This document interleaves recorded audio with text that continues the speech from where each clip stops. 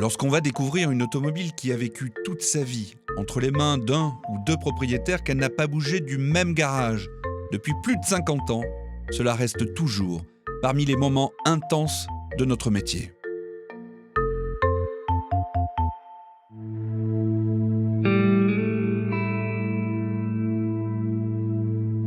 Quel privilège de découvrir une sortie de grange.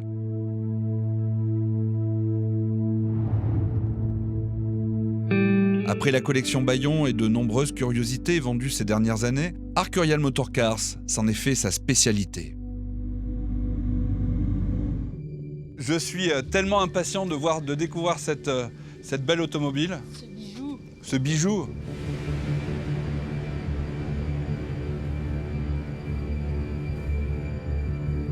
Quelle magie de découvrir un des roadsters anglais les plus emblématiques, dont la ligne fut rendue célèbre par sa sœur américaine, la Cobra.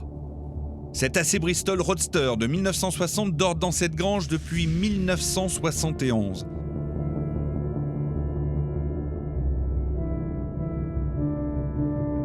Son propriétaire, Marcel Perrier, la conserve précieusement dans son pigeonnier au fond de son jardin. Aujourd'hui, Arcurial Motor Cars a le privilège d'aller réveiller cette légende de l'automobile.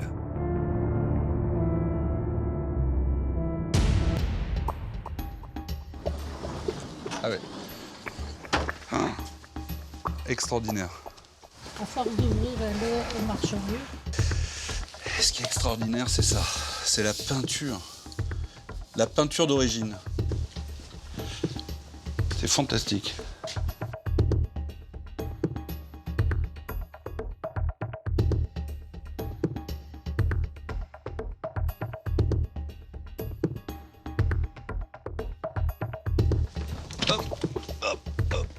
Voilà. C'est bien ce qu'on voit sur la publicité. C'est le profil qui vous a plu. Ouais. C'est vrai que le profil est incroyable. Hein. Les voitures du Mans, elles avaient ce genre de trappe à essence rapide. Vous voyez, vous appuyez sur le bouton, hop, pour gagner du temps sur le stand, dans les stands. Châssis tubulaire conçu par John Togero. Moteur de litre 100D2 dérivé du 6 cylindres BMW 328 d'avant-guerre et une carrosserie ressemblant aux barquettes Ferrari 166, l'AC Bristol développe autour de 125 chevaux.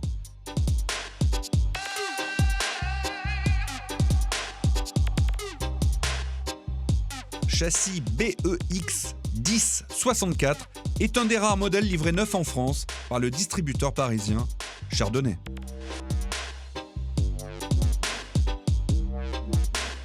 Nous espérons que cette voiture vous donnera toute satisfaction et nous vous prévenons que le jour où vous voudrez vous séparer de cette voiture, nous sommes à peu près certains de vous trouver un acheteur, vu que nous sommes le seul concessionnaire actuel de cette marque. Et ils ne se doutaient pas que vous alliez la garder aussi longtemps.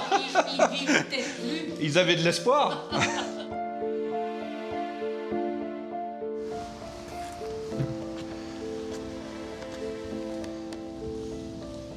À l'origine de cet AC Bristol, une histoire d'amitié et d'un jeu. Lors d'un déplacement en tant que représentant de commerce, Marcel Perrier devine par hasard les réponses d'un jeu concours organisé par le journal Ouest France.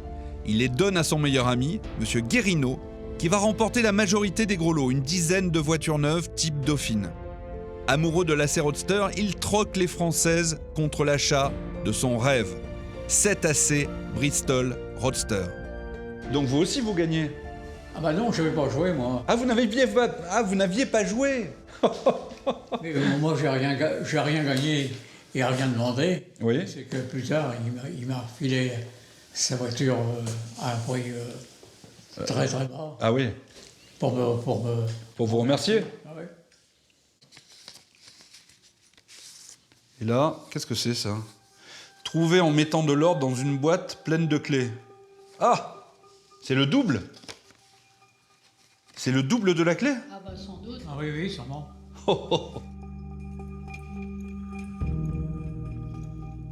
Avec mon équipe, on contrôle le niveau d'huile et d'eau, un petit coup de booster et on va la démarrer, cette magnifique endormie. Une voiture, c'est vrai que c'est fait pour rouler. Ah oui. Elles sont encore plus belles quand elles roulent. Exact. Elle n'a que 18 000 km d'origine.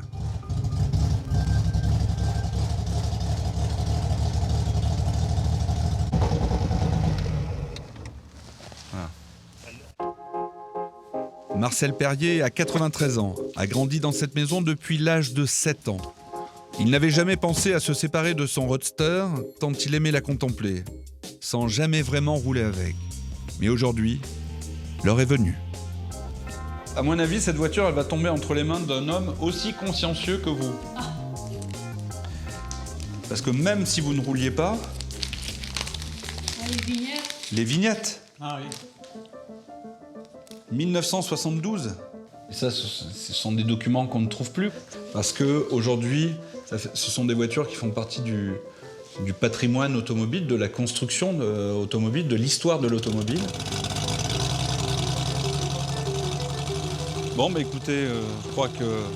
Adieu la Bristol. Adieu la Bristol, mais elle va vivre une nouvelle vie entre les mains d'un nouveau passionné qui va la bichonner.